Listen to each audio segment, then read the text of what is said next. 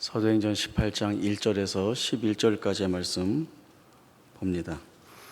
그 후에 바울이 아덴을 떠나 고린도에 이르러 아굴라라 하는 본도에서 난 유대인인 한 사람을 만나니 글라우디오가 모든 유대인을 명하여 로마에서 떠나라 한 고로 그가 그 안에 브리스길라와 함께 이달리아로부터 새로 온지라.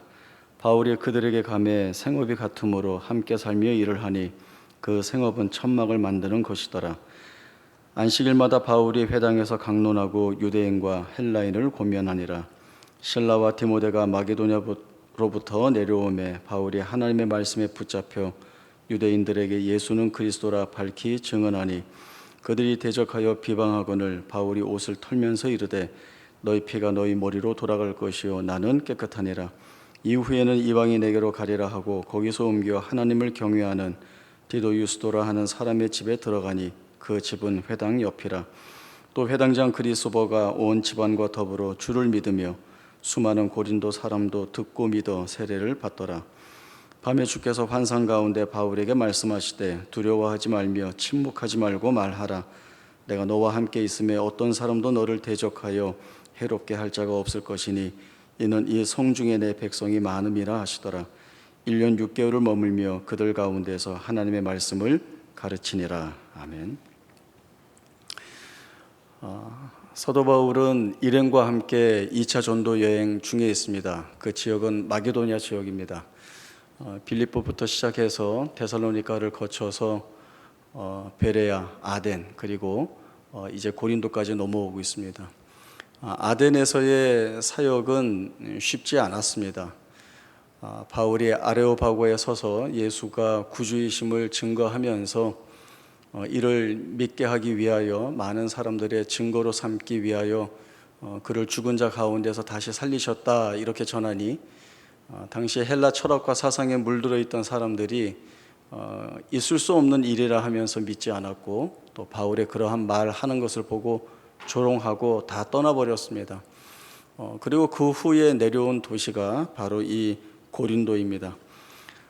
고린도라고 하는 도시는 동서를 잇는 무역 항로에 중요한 위치를 차지하고 있습니다.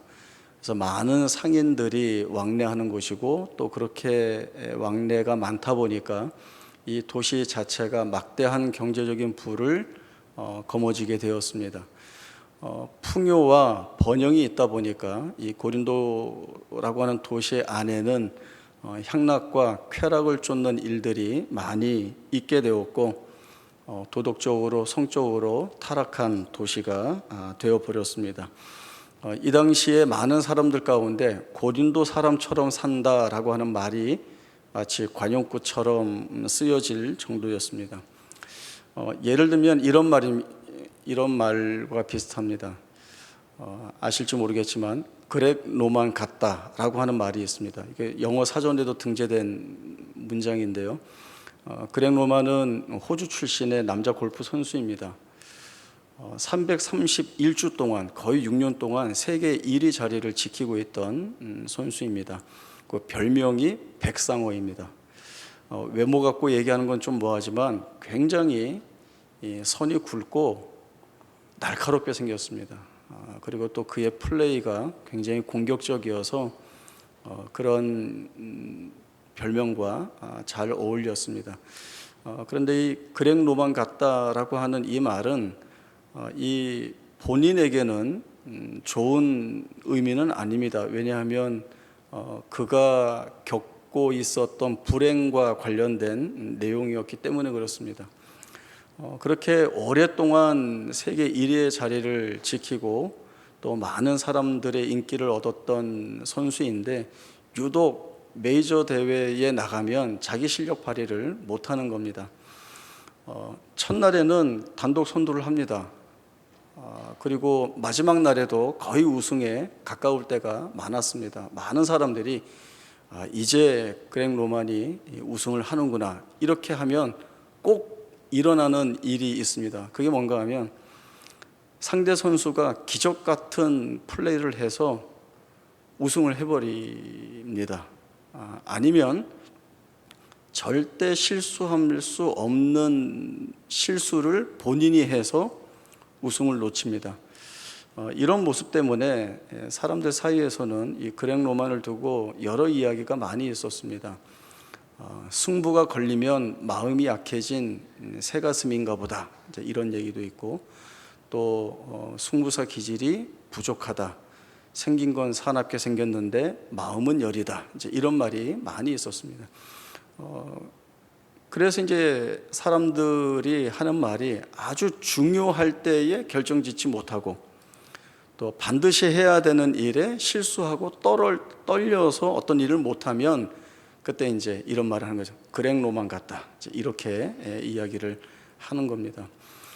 고린도 사람 같다라고 하는 말만 들으면 이 말이 어떤 의미를 가지고 있는지 모르겠지만, 그러나 그 당시 그 시대에 많은 사람들이 아무 생각 없이 즐겼을 수 있을 정도로 타락한 도시에서 타락하여 사는 사람들, 그들이 바로 고린도 사람들이다라고 하는 이런 의미가 담겨 있는 말이 많이 돌 정도로 고린도는 그런 도시였습니다. 나중에 보면 이 바울이 고린도 안에 고린도 교회를 세우게 되는데, 이러한 그 고린도 안에 있는 사람들이 이제 어떤 사람들이었는가 하면, 고린도에도 아덴과 마찬가지로 많은 신전들이 있고, 또 그 신전에서 우상들을 섬겼습니다. 그리고 그 신전에는 사제들이 많이 있었는데, 제사를 주관하는 남자 사제들도 있었고, 또 여자 사제들이 있는데, 이 여자 사제들은 이 신전에 종교의식을 행하기 위하여 온 사람들과 성적인 관계를 맺는 일을 한 겁니다.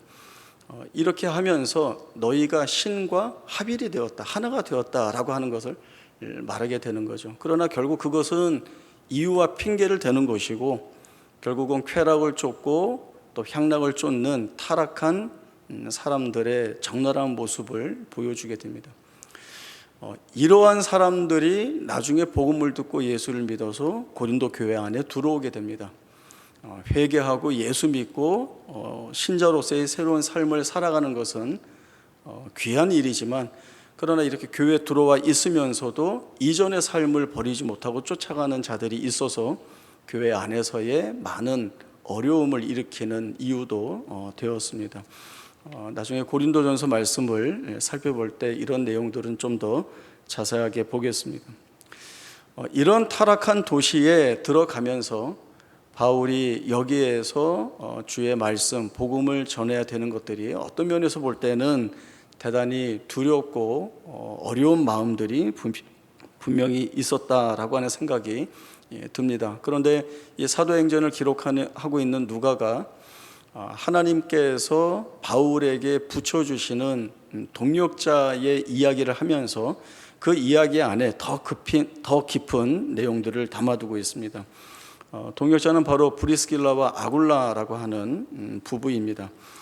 이 두 사람은 본도 출신인데 로마에 살고 있다가 글라디오 황제가 추방령을 내릴 때 쫓겨난 사람들입니다. 이 글라디오 황제가 왜 추방령을 내렸는가 하면, 로마 안에는 많은 유대인들이 살고 있었는데 그 유대인들 중에는 군사적 메시아주의를 신봉하는 자들도 있었고, 또 유대교를 믿는 유대인들이 있었고, 기독교를 믿는 유대인들이 있었습니다.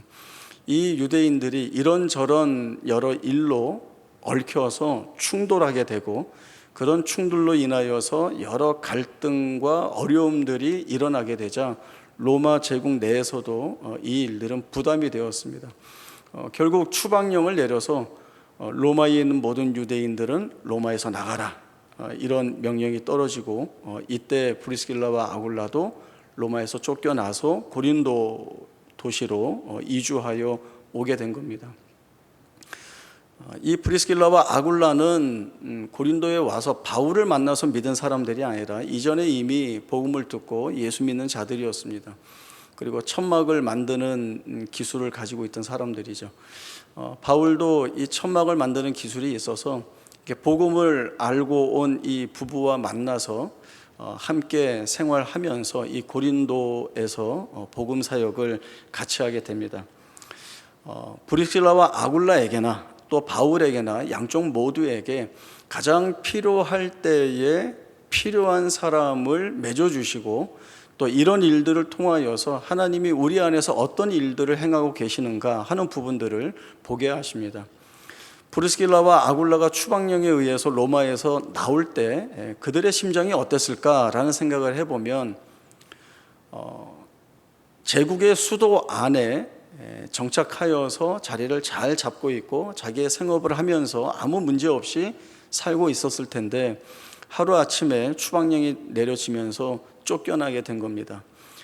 자기가 이루어 놓았던 모든 것들을 다 빼앗기듯이 버려두고 쫓겨나듯이 나와야 했을 것이고 또 알지 못하는 고린도라고 하는 도시에 와서 새로이 정착해야 할 때 자신들의 눈앞에 있는 이 불안한 미래가 어떻게 진행이 될까라고 하는 염려가 대단히 많이 있었을 것입니다. 바울은 앞에서도 말씀드렸듯이 아덴에서 조롱받고 사실은 이 아덴에서의 사역은 실패인가? 물론 하나님이 맺어주시는 결실들이 그 아덴이라고 도시에 남아있긴 하지만 어쨌든 조롱을 받고 그 일 후에 쫓겨 내려오면서 마음이 많이 상심되어 있던 때입니다. 홀로 물론 나중에 마게도냐에서 실라와 디모데가 내려오지만 고린도에서 이제 홀로 사역하는 것에 대해서 버거워할 때에 하나님이 이 같은 복음을 들고 있는 동역자를 붙여주시고 함께 일하게 하심으로 인하여서 그때에 더욱 하나님의 말씀에 붙잡혀 주의 일을 복음을 전하는 일을 하는데 더 열심을 낼 수 있었다라고 하는 부분들을 저희들이 돌아보면 하나님께서 그 브리스길라와 아굴라에게나 또 바울에게나 이들이 만나고 함께 사역하고 해 나갈 수 있는 그런 과정들을 돌아보게 하시면서 하나님께서 계획을 가지고 계시고 하나님께서 작정하신 일 안에서 이 일들을 행하고 계시다라고 하는 사실들을 보게 하시는 겁니다. 브리스길라와 아굴라는 바울을 만나서 하나님의 일을 함께 하는데 힘을 내게 하시고 그 안에서 은혜를 입게 하시고 바울은 단독 사역을 하는 줄 알았는데 그래서 힘들고 어려웠는데 동역자를 붙여주심으로 인하여서 함께 동역하는데 힘을 내게 하시고 그 안에서 또 하나님이 주시는 위로를 맛보게 하신다는 것입니다. 이것이 이 브리스길라와 아굴라 그리고 바울에게는 마치 하나님께서 선물처럼 이렇게 준비하셨다가 예비해 두셨다가 주시는 은혜로 분명히 느끼게 되었을 것입니다. 이렇듯 하나님은 자기의 사역을 하는 종에게 그를 홀로 내버려 두지 아니하시고 그에게 필요한 것들을 가장 적절한 때에 채우심으로 인하여서 이렇게 공급되는 은혜가 하나님께서 주시는 것이고 하나님이 이렇게 적절할 때에 공급하여 주시는 은혜를 통하여 내가 실패하지 않고 주의 사역을 감당해 나갈 수 있다라고 하는 사실들을 깨닫게 됩니다. 더군다나 주님이 나타나셔서 두려워하지 말라라고 하는 말씀까지 주시니 그것은 바울에게 더욱더 말할 수 없는 큰 힘이 되고 있습니다.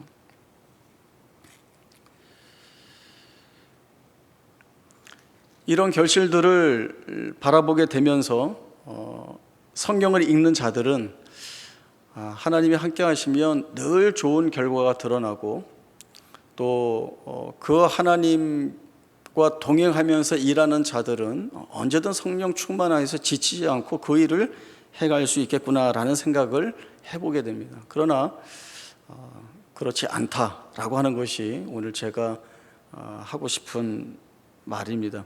왜 그렇지 않은가라고 하는 부분들을 오늘 좀 풀어가야 할 필요가 있습니다. 오늘 말씀에서 보면 바울 입장에서 감격스러운 것은 주님께서 환상 가운데 나타나셔서 두려워하지 말라라고 하는 말씀을 주십니다. 그것이 대단히 큰 은혜이긴 한데 왜 그때에 주님께서 바울에게 나타나셔서 두려워하지 말라는 말씀을 주시는가? 왜냐하면 바울이 두려워하고 있기 때문에 주님이 나타나셔서 제일 먼저 주신 말씀이 두려워하지 말라는 말씀일 수밖에 없습니다.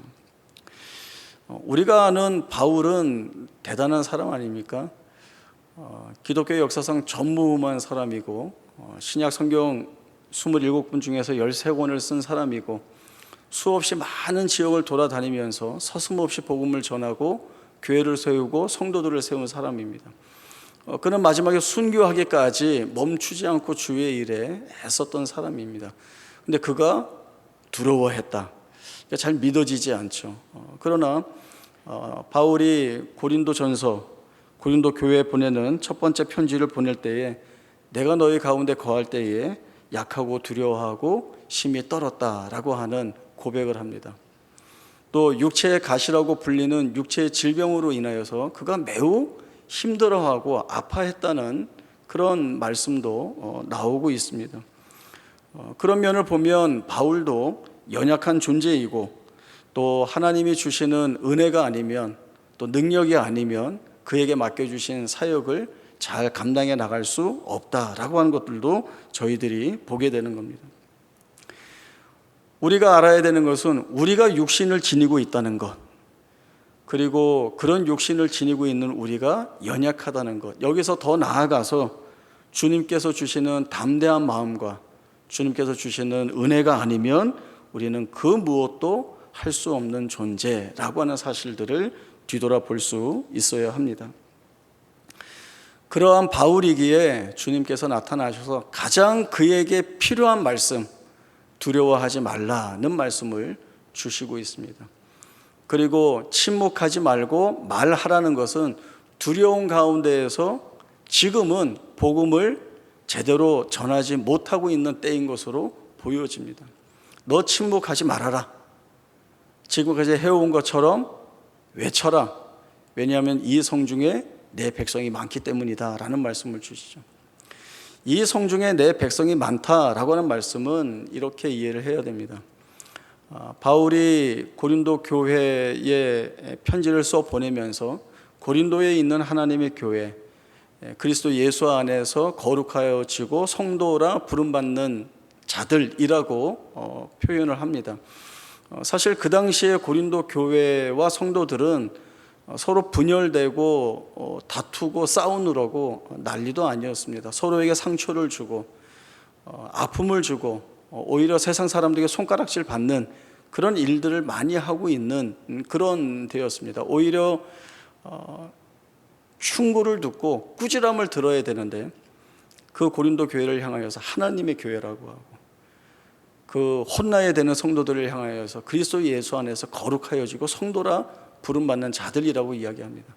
그런 것처럼, 왜냐하면 지금은 이 모습이지만 하나님께서 이 고린도 교회를 하나님의 교회로 세워가시고 지금은 부족하고 많이 모자란 성도들이지만 이들을 예수 그리스도 안에서 거룩한 성도로 부름받는 자들로 하나님이 만드실 것을 알기에, 믿기에 이 바울이 그렇게 선언적으로 부르고 있는 것입니다. 이런 바울처럼 주님이 이 고린도라고 하는 도시 안에 내 백성이라고 부를 자들이 많다, 내가 많이 세울 것이다, 내가 많이 부를 것이다 라고 하는 말씀을 주시고 있는 것이죠. 지금은 이들이 우상과 미신에 빠져서 하나님을 알지 못하고 고린도 사람 같다라고 하는 그 말에 어울리게 타락하여서 사는 자들이지만, 그러나 이제 바울의 입술을 통하여 증거되는 복음을 듣게 할 것이고 그 복음을 들은 자들 가운데 마음을 열어서 예수를 구주로 고백하는 자들을 세워 주님께서 내 백성이라고 부를 자들이 여기에 많이 있다라고 하는 것이죠. 그러니 지금 너가 해야 할 것은 침묵하지 말고 외쳐야 된다라고 하는 말씀을 주님이 주시고 있는 것입니다. 이러한 격려를 입은 바울의 입장에서는 대단히 큰 힘을 얻었을 것이라는 생각들을 해보게 됩니다. 우리 친구들하고 아니면 아이들이 운동을 할 때, 어떤 시합을 할 때 곁에서 응원을 많이 해주죠. 이겨라, 이겨라 응원하고 또 이길 수 있다 이제 이렇게 응원을 합니다. 만약에 권투 시합 같으면 이제 라운드 사이에 잠시 쉬는 시간이 있는데 그 시간에 자기 선수가 앉으면 코치가 뭐라고 응원을 하겠습니까? 이기고 있는 중이라고 한다면 좀 더 힘내자, 마지막까지 힘내서 승리를 쟁취하자 이렇게 이야기를 할 것이고, 만약에 그때까지 시합이 좀 지고 있는 형편이라고 하더라도 지금부터 열심히 하면 된다, 그러면 너가 이길 수 있다, 이렇게 응원하지 않겠습니까? 야, 보니까 아무래도 너가 질 것 같아, 그냥 여기서 끝내자, 이렇게 코치하는 사람은 아무도 없습니다. 격려해 주죠. 그런데 이 바울에게 주님이 주시는 격려라고 한다면 이보다 더 큰 격려가 없을 것입니다. 여기에 힘을 얻고 이 바울이 담대하게 주의 복음을 전하게 되고, 이 타락한 도시 그 한가운데에서 1년 6개월 동안 말씀을 가르치는 일들을 이 바울이 해나가게 됩니다. 하나님께서 자기 백성에게 주시는 가장 많이 주시는 말씀이 내가 너와 함께 한다라고 하는 말씀일 겁니다. 이스라엘 백성들이 출애굽한 때부터 가나안 정복 전쟁을 하는 그 모든 순간순간마다 하나님께서 이스라엘 백성들에게 반복해 주신 말씀은 내가 너희와 함께하니 너희는 두려워하지 말라라고 하는 말씀이었습니다. 생존 자체가 어려운 광야에서 살 때에도 하나님은 이스라엘 백성들이 하나님이 주시는 곳으로 살아가고 있다라고 하는 사실들을 보여주십니다. 그것이 만나요, 반석에서 터져 나오는 생수입니다. 그것은 이스라엘 백성들이 자신들의 양식으로 삼는 것이지만, 그러나 그 만나와 반석에서 터져 나오는 생수가 담고 있는 의미는 하나님께서 너희를 지키고 계시다라고 하는 그 의미가 가장 풍성하게 채워져 있는 의미입니다. 또한 이길 수 없는 전쟁을 이기게 하실 때에 뭐라고 말씀하셨습니까? 너희가 군사수가 많으니까 이겨, 너희 무기가 좋으니까 이길 수 있어가 아니라 내가 너희와 함께하니 너희는 이긴다라고 하는 것입니다. 내가 너희보다 앞서 올라가니 저들을 쫓아낼 수 있고 너희가 이 땅을 차지할 수 있다라고 하는 말씀을 하나님이 주시고 있습니다. 이런 모든 면면을 통해서 이스라엘 백성들이 깨닫는 것은 하나님이 우리와 함께 하시지 않으면 우리는 할 수 없다라고 하는 것과, 하나님이 우리와 함께 하시면 우리는 모든 것을 할 수 있다라고 하는 사실들을, 이 현실을 배우게 됩니다. 그렇기 때문에 이스라엘 백성들은 매번 자신들 앞에 찾아오는 두려워할 만한 현실이라는 그 현실 앞에서 하나님이 지금까지 우리에게 어떻게 해 오셨는가, 하나님이 우리와 함께 하셔서 이 두려운 일들을 깨뜨려 버리시고 우리로 하여금 하나님의 언약된 백성으로서의 사명과 책임을 감당하도록 어떻게 인도하셨는가라고 하는 생각들을 해야 하는 겁니다. 그러면 거기에서 무엇을 알 수 있을까요? 이전에 우리에게 이러한 은혜를 부어주시고 보여주셔서 승리케 하신 하나님이 오늘도 동일하게 우리가 맞부딪히고 있는 이 두려운 현실 속에서도 동일하게 일하실 것이다 라고 하는 믿음입니다. 그 믿음을 하나님 앞에 고백하고 나아갈 때 하나님은 그 이스라엘 백성들의 발걸음을 책임지신다라고 하는 것이 이스라엘 백성들의 모든 행로 가운데에서 확인될 수 있는 내용들이었습니다.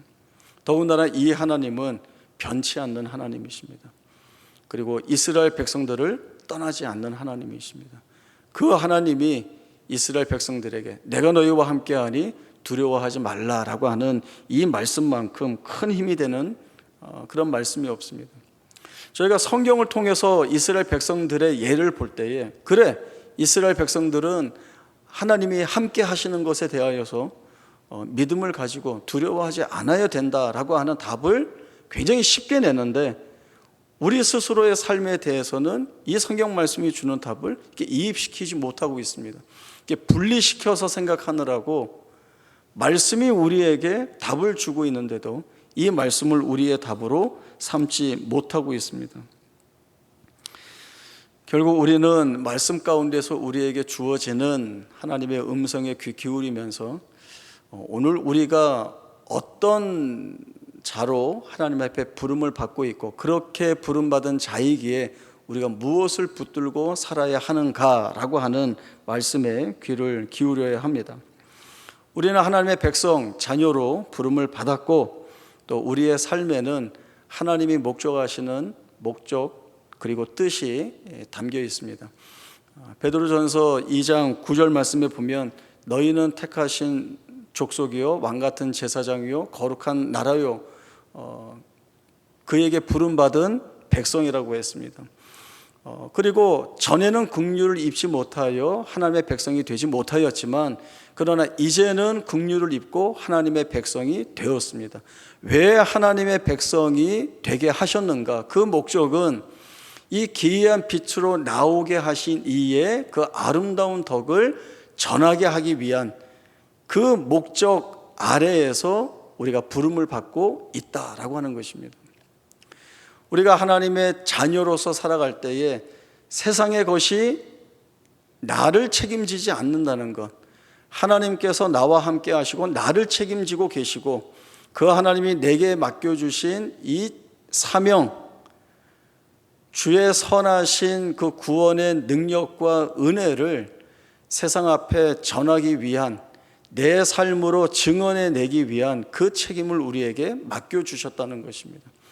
이 일들이 하나님께서 하나님으로서 행하신 모든 일 가운데에서 우리의 삶에 투영시켜서 그대로 드러내게 하시는 자리로 우리를 이끌고 있습니다.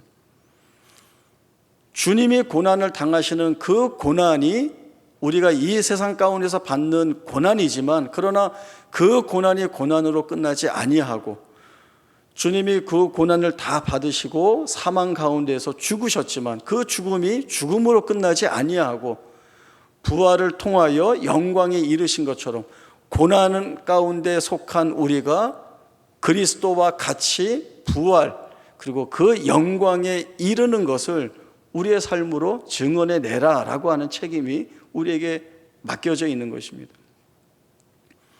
그렇기 때문에 우리는 이 고난의 길을 갑니다. 이 고난을 빨리 해결하고 풀어서 마음이 편했으면 좋겠다, 그냥 아무 염려 없이 잘 살았으면 좋겠다가 아니라 여기서 내가 하나님의 택하심을 받은 자로 어떤 삶의 모양을 드러낼 것인가, 그냥 하루 편하면 끝인가, 아무 염려 없이 사는 것이 다인가 라고 하는 질문들을 꾸준히 쉴 새 없이 우리의 삶에 물어야 됩니다. 그 답을 찾아가는 날들이 우리의 인생을 살아가는 날들로 삼아야 되는 겁니다. 그래서 오늘 하루도 우리가 겪게 되는 두려운 일 앞에서 제일 먼저 기도해야죠. 내가 이 두려움 앞에서 어떻게 해야 됩니까? 성령의 인도하심을 구해야 하고 그리고 말씀이 주시는 것에 귀를 기울이면서 하나님의 영이 있는 사람으로 살아야 하는 것입니다. 저희 말씀 한 군데 찾아보겠습니다. 로마서 8장 5절에서 17절입니다. 로마서 8장 5절에서 17절까지의 말씀 제가 읽겠습니다. 육신을 따르는 자는 육신의 일을, 영을 따르는 자는 영의 일을 생각하나니 육신의 생각은 사망이요 영의 생각은 생명과 평안이니라. 육신의 생각은 하나님과 원수가 되나니 이는 하나님의 법에 굴복하지 아니할 뿐 아니라 할 수도 없습니다. 육신에 있는 자들은 하나님을 기쁘시게 할 수 없느니라. 만일 너희 속에 하나님의 영이 거하시면 너희가 육신에 있지 아니하고 영에 있나니 누구든지 그리스도의 영이 없으면 그리스도의 사람이 아니라. 또 그리스도께서 너희 안에 계시면 몸은 죄로 말미암아 죽은 것이나 영은 의로 말미암아 살아있는 것이니라. 예수를 죽은 자 가운데서 살리신 이의 영이 너희 안에 거하시면 그리스도 예수를 죽은 자 가운데서 살리신 이가 너희 안에 거하시는 그의 영으로 말미암아 너희 죽을 몸도 살리시리라. 그러므로 형제들아 우리가 빚진 자로 돼 육신에게 져서 육신대로 살 것이 아니니라. 너희가 육신대로 살면 반드시 죽을 것이로되 영으로서 몸의 행실을 죽이면 살리니 무려 하나님의 영으로 인도함을 받는 사람은 곧 하나님의 아들이라. 너희는 다시 무서워하는 종의 영을 받지 아니하고 양자의 영을 받았으므로 우리가 아빠 아버지라고 부르짖느니라. 성령이 친히 우리의 영과 더불어 우리가 하나님의 자녀인 것을 증언하시나니 자녀이면 또한 상속자 곧 하나님의 상속자요 그리스도와 함께 한 상속자니 우리가 그와 함께 영광을 받기 위하여 고난도 함께 받아야 할 것이니라.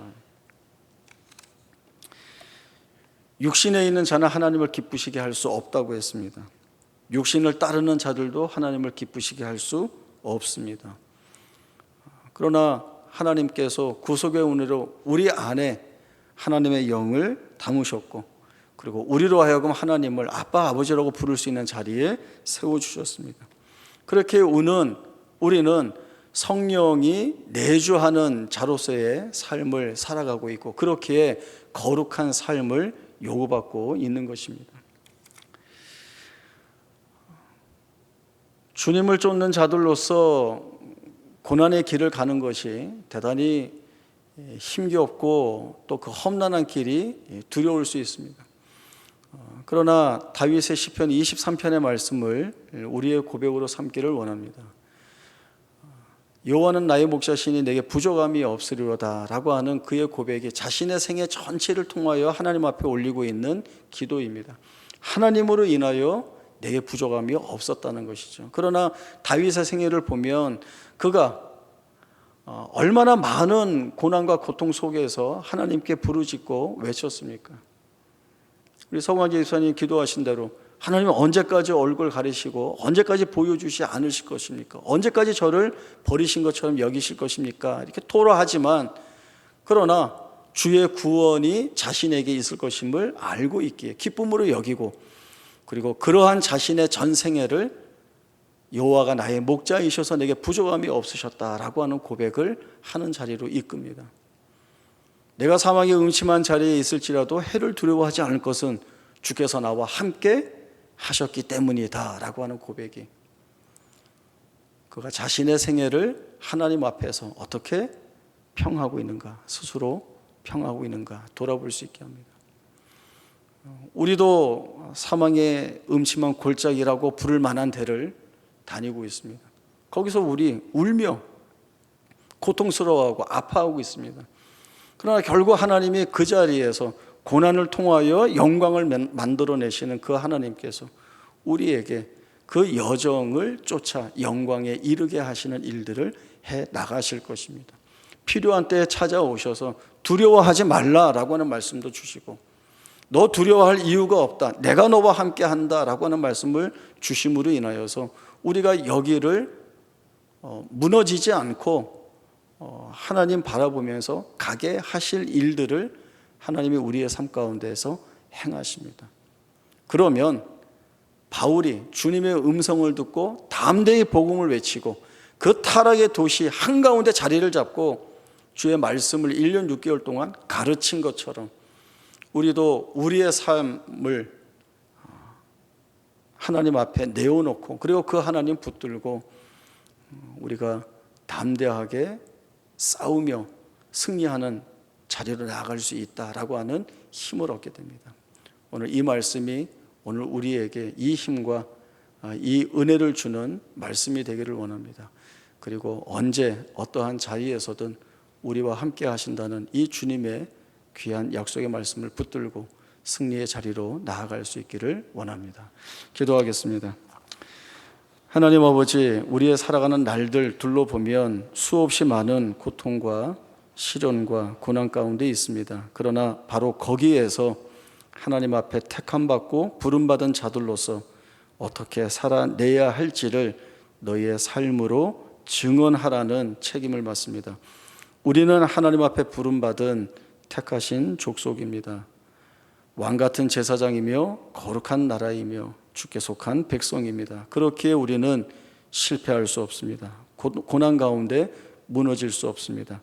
주께서 우리와 함께 하실 때 담대하게 하시고 마침내 승리하게 하실 것이라는 귀한 믿음의 고백을 가지고 우리의 삶 앞에 당당히 맞서겠습니다. 그러니 주신 말씀처럼 우리와 함께 하여 주시고 지지 않게 하시는 주의 은혜를 통하여 승리하며 살아가는 우리 모두의 복된 생애가 되게 하여 주옵소서. 거룩하신 예수님의 이름으로 기도하옵나이다. 아멘.